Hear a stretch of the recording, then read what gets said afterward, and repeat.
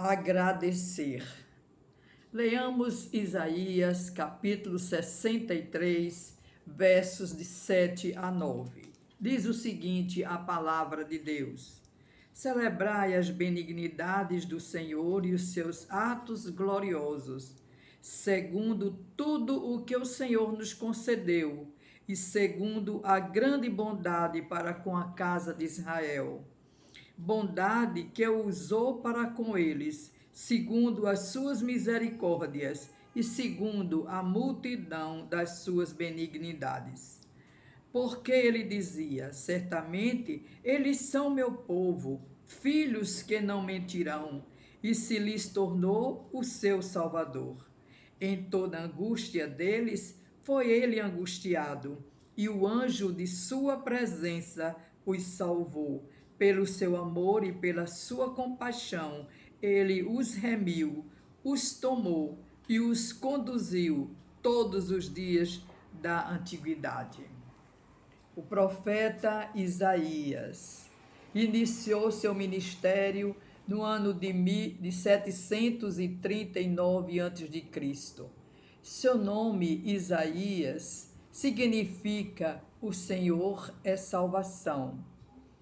Quando foi chamado, através da deslumbrante visão que encheu o templo, ele respondeu com alegria: Eis-me aqui, envia-me a mim. Embora soubesse que seu ministério seria de ameaças e suas exortações, muitas delas infrutíferas. Isaías profetizou durante o período do reino dividido.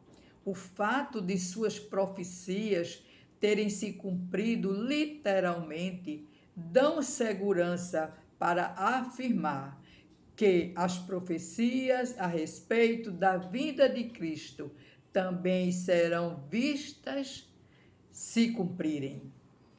Dizem os comentaristas da palavra de Deus.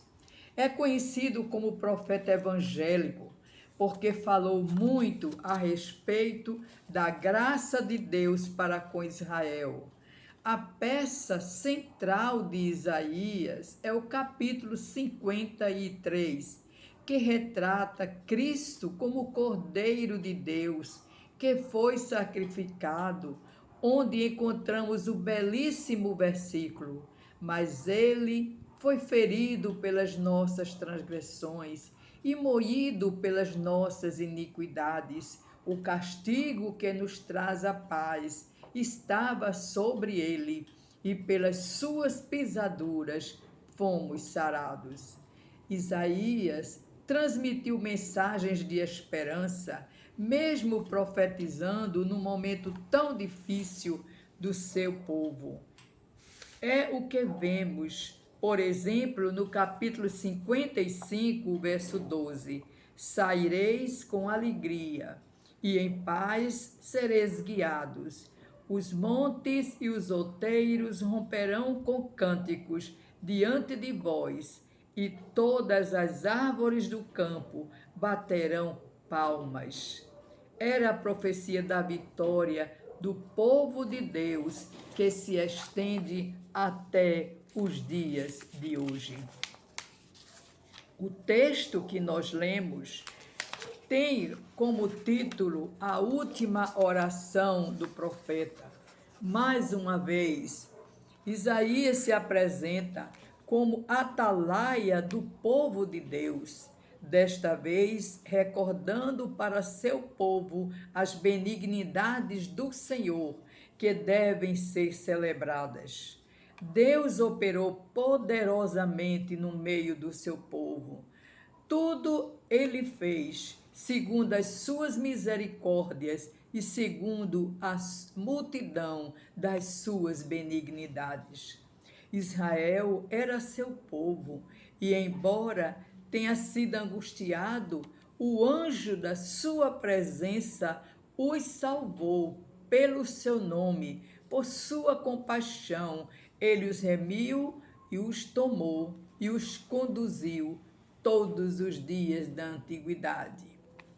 Isaías inicia sua oração afirmando: celebrarei as benignidades do Senhor e os seus atos poderosos. Isaías declara a razão porquê desta celebração, e nós poderíamos perguntar nesta hora quais as razões porque nós, crentes, devemos também celebrar com alegria. Certamente teríamos muitas respostas a esta pergunta. No entanto, gostaríamos de lembrar pelo menos 3 nesta oportunidade. Em primeiro lugar, celebramos ao Senhor porque reconhecemos a sua grandiosidade.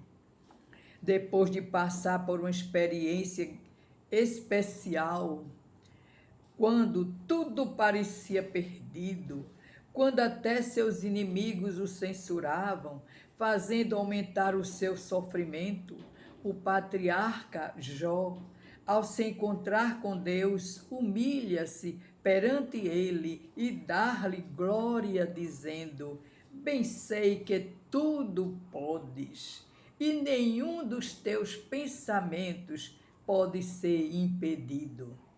A grandiosidade de Deus vai além da compreensão humana.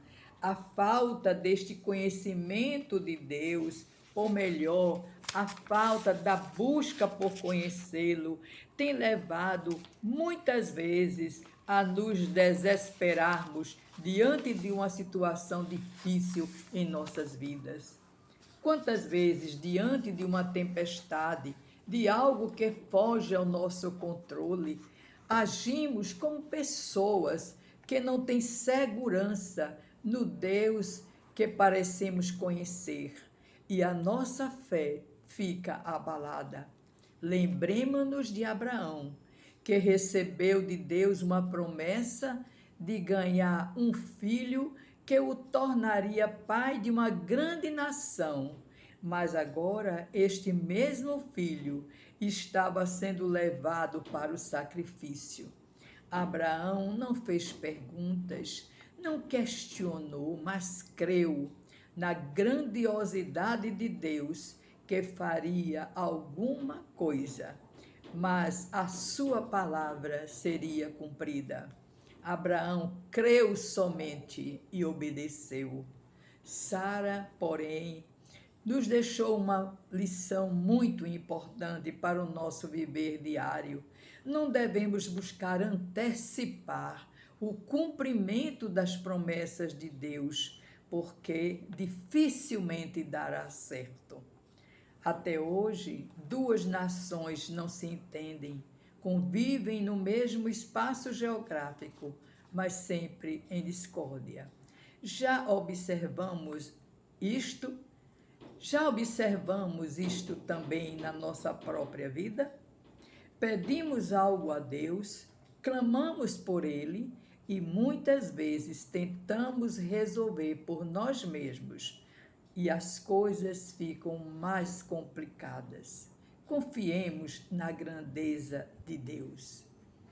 Deus é grande e grandes são os seus atos poderosos. O grande rei Davi foi ungido rei de Israel e tinha certeza de que fora Deus que o ungira. Por quantos percalços Davi passou? Foi perseguido, fugitivo, não tinha descanso, mas nem para onde reclinar a cabeça, porque os seus inimigos estavam em seu encalço. No entanto, ao encontrar aquela oportunidade para matar Saul, não o fez. Respeitou o rei e apenas cortou uma parte de sua vestimenta. Ora, aquele não era o momento de Davi resolver o problema e sair vitorioso. Davi preferiu esperar em Deus.